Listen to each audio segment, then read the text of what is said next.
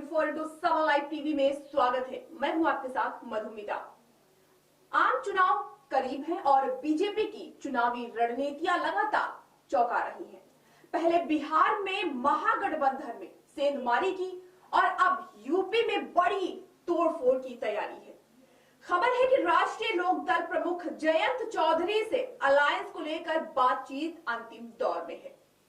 पानी आरएलडी जल्द ही एनडीए का हिस्सा बन सकती है। अगर ये संभव होता है तो उसे बीजेपी की बड़ी रणनीतिक जीत मानी जाएगी, क्योंकि आरएलडी अब तक इंडिया ब्लॉक का हिस्सा है और कुछ दिन पहले ही सपा अध्यक्ष अखिलेश यादव ने जयंत के साथ सीट शेयरिंग का ऐलान किया था।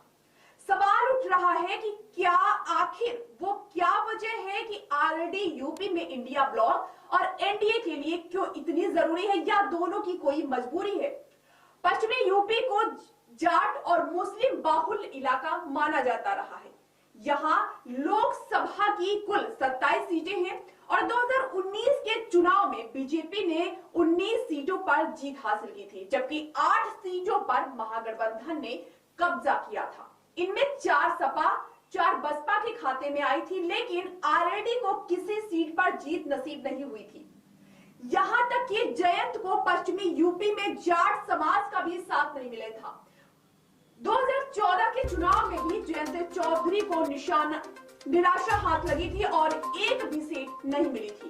2019 के आम चुनाव में जयंत चौधरी की पार्टी आरएलडी ने सपा बसपा के साथ गठबंधन में 3 सीटों पर चुनाव लड़ा था और तीनों सीटों पर दूसरे नंबर पर आई थी। जयंत चौधरी अपने पुश्तैनी क्षेत्र बागपत से चुनाव लड़े और बीजेपी के डॉक्टर सतपाल मलिक से 23,000 सीटों से हार गए थे। मथुरा से आरएलडी के कुंवर नरेंद्र सिंह को हेमा मालिनी के हाथों हार का सामना करना पड़ा था। इसी तरह जाटों के लिए बेहद ही सुरक्षित मानी जाने वाली मुजफ्फरनगर सीट से अजित सिंह पहली बार चुनाव लड़े थे और बीजेपी के संजीव बलियान से 65,000 से ज्यादा वोटों से हार गए थे। अजित और जयंत चौधरी को सपा बसपा के अलावा कांग्रेस का भी समर्थन मिला था। यह लगातार दूसरा आम चुनाव था जब चौधरी परिवार को खाली हाथ रहना पड़ा था।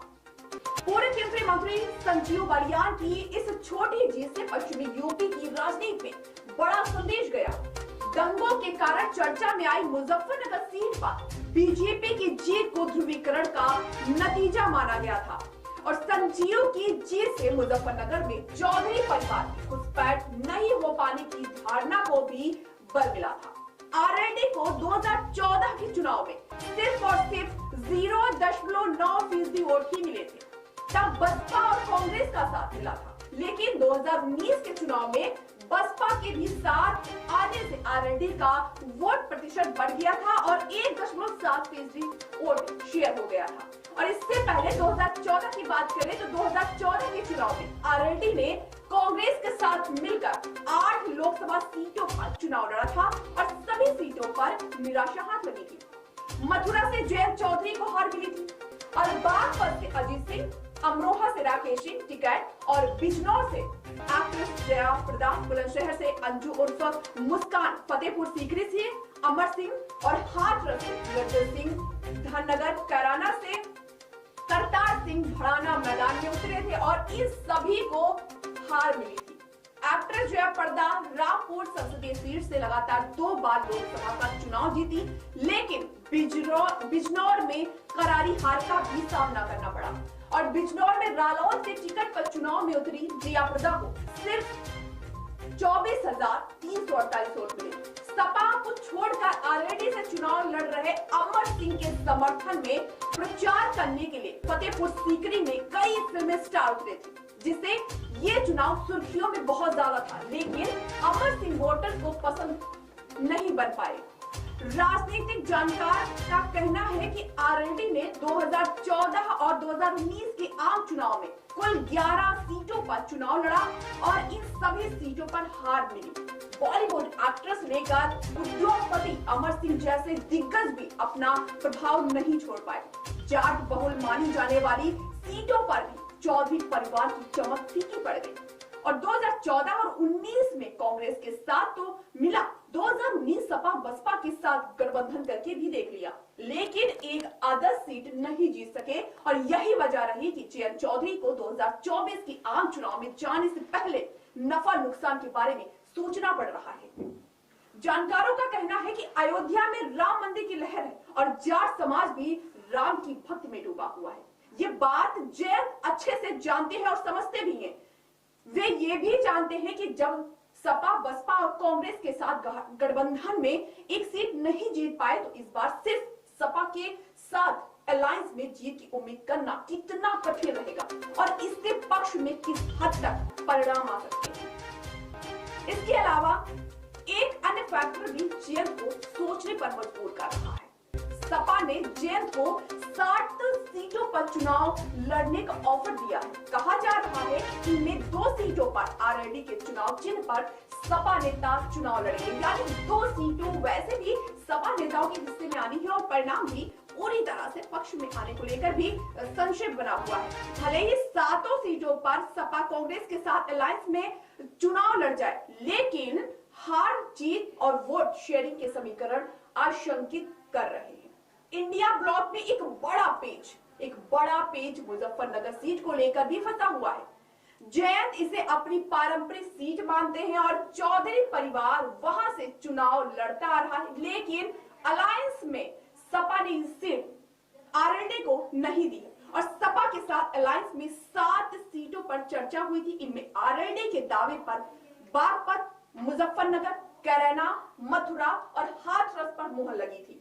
2 सीटों पर अभी भी नाम को लेकर संशय बना हुआ है, लेकिन 3 सीटें यानी कि मुजफ्फरनगर, बिजनौर के साथ ही कैराना में सपा अपना कैंडिडेट आरएलडी के सिंबल पर लड़ाना चाहती है और इसके खिलाफ आरएलडी का एक बड़ा धड़ा बगावती सुर अपना रहा है।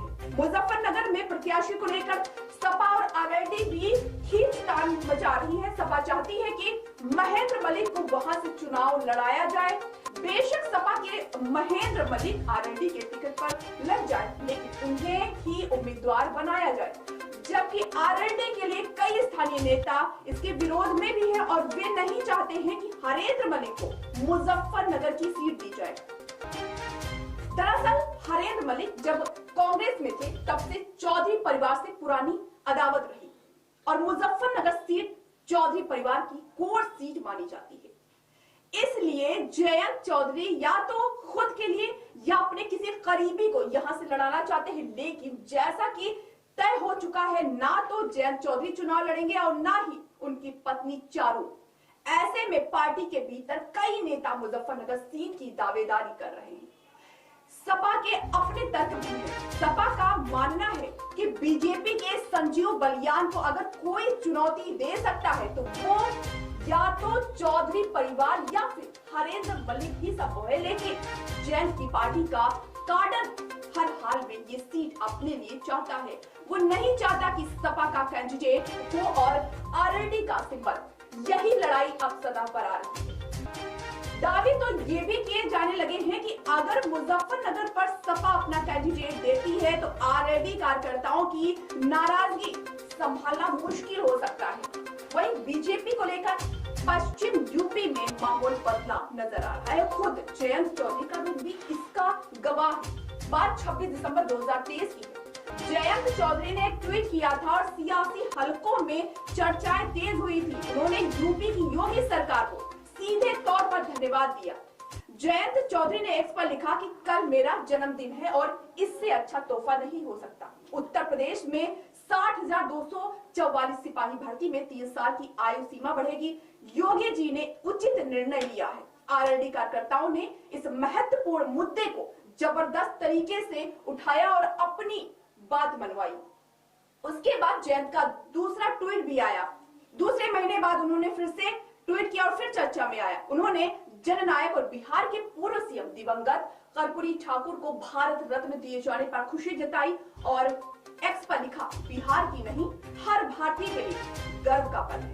चर्चा ये भी आई कि जयंत चौधरी ने हाल ही में अपने कार्यक्रम रद्द किए हैं। 12 फरवरी को छपरौली में जयंत के पिता चौधरी अजीत सिंह की जयंती पर उनकी प्रतिमा का लोकार्पण होना था। यहाँ रैली का आयोजन प्रस्तावित था। उन्होंने ये कार्यक्रम इसलिए रद्द कर दिया क्योंकि इस कार्यक्रम में इंडिया ब्लॉक से जुड़े नेताओं को भी आमंत्रित करना पड़ता। ये नए समीकरण की चर्चा को देखते हुए फैसला लिया गया। आरएलडी ने भी कार्यक्रम को टालने की वजह साफ की। चर्चा ये भी है कि अलायंस होने के बाद रैली आयोजित की जा सकती है और उसमें प्रधानमंत्री को भी बुलाया जा सकता है। राजनीतिक जानकारों का कहना है कि आरएलडी का एक समय पश्चिमी यूपी में खासा प्रभाव था। बागपत को चौधरी अजीत सिंह की करमोर माना जाता था, लेकिन मोदी लहर में दोनों आम चुनाव में आरएलडी को हार मिली है। ऐसे में आरएलडी नेता ये बात अच्छे से समझते और जानते हैं कि बीजेपी से किसानों समेत जिन मुद्दों को लेकर नाराजगी थी उसे दूर कर दिया गया है। यूपी में गन्ना किसानों को भी सीधा फायदा पहुंच रहा है। पश्चिमी यूपी में कानून व्यवस्था में जबरदस्त सुधार हुआ। राम मंदिर की बात करें तो राम मंदिर निर्माण के बाद लोगों में भी खुशी देखने को मिल रही है।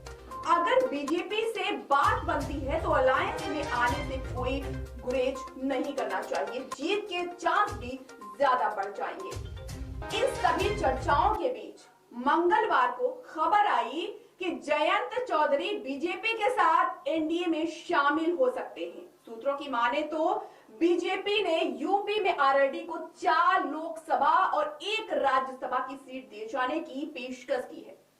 चर्चा है कि अगर दोनों के बीच गठबंधन हो जाता है तो यूपी में जो 10 राज्यसभा की सीटें खाली हो रही हैं और जिन पर चुनाव होना है उसमें 1 सीट जयंत को भी दी जा सकती है और दोनों पार्टियों के शीर्ष नेतृत्व की ओर से बातचीत की जा रही है और जल्द ही सहमत बन सकती है। जयंत भी इंडिया ब्लॉक से लगातार दूरी बनाते दिखते हुए नजर आ रहे हैं। सूत्रों के मुताबिक बीजेपी ने आरएलडी को कैराना, बागपत, मथुरा और अमरोहा सीट का ऑफर दिया है।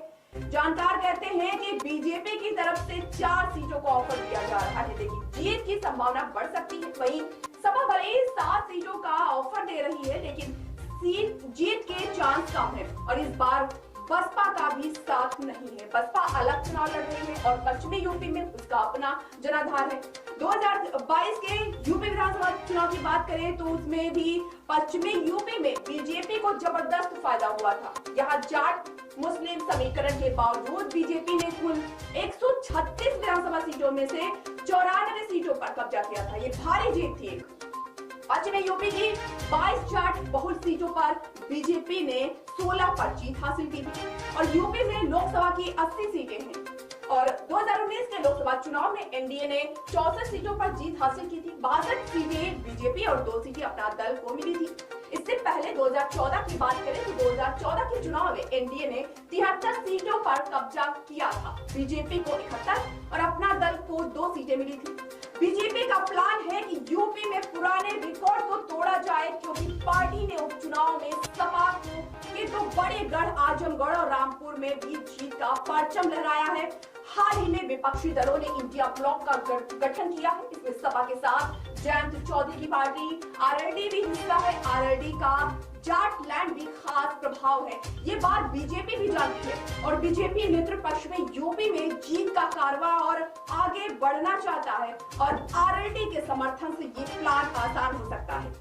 हाईकमान भी अलायंस की संभावनाएं तलाश रहा है और यही वजह है कि बीजेपी को आरएलडी का साथ लेने में परेशानी नहीं है। सीट शेयरिंग का फार्मूला भी आसानी से फाइनल हो सकता है। पश्चिमी यूपी में करीब 18% जाट आबादी है जो सीधे चुनाव पर असर डालती है, यानी जाट समुदाय का एक मुश्त वोट पश्चिमी यूपी में किसी भी दल की हार जीत तय करता आ रहा है। 2019 के चुनाव में जाटलैंड की 7 सीटों पर बीजेपी को हार मिली थी। बीजेपी को मुजफ्फरनगर, बेरठ समेत 3 सीटों पर काफी कम अंतर से जीत मिली थी और अगर आरएलडी एनडीए के साथ आ सकती है तो फिर बीजेपी की जीत की राह बिल्कुल भी आसान हो जाएगी।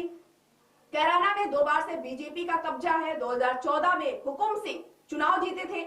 2019 की बात करें तो 2019 में प्रदीप कुमार ने जीत हासिल की थी। बागपत की बात करें तो बागपत में भी 2 बार से बीजेपी सीट जीतती आ रही है। 2014 और 19 में बीजेपी के डॉक्टर सतपाल सिंह चुनाव जीत कर आए। फिर मथुरा की अगर बात करें तो मथुरा में 2 बार से बीजेपी चुनाव जीत रही है। यहाँ 2014 और 19 में बीजेपी की हेमा मालिनी ने जीत हासिल की थी। अमरोहा की भी बात कर लेते हैं तो 2019 के चुनाव में बसपा के कुंवर दनिश अली ने चुनाव जीता था। ये जीत सपा गठबंधन के जरिए मिली थी। 2014 में बीजेपी के कंवर सिंह तंवर चुनाव जीते थे। तो ये है इस वक्त की बड़ी खबर, आपको पहुंचाई आप तक। बने रहिए इंडिया 24/7 लाइव टीवी।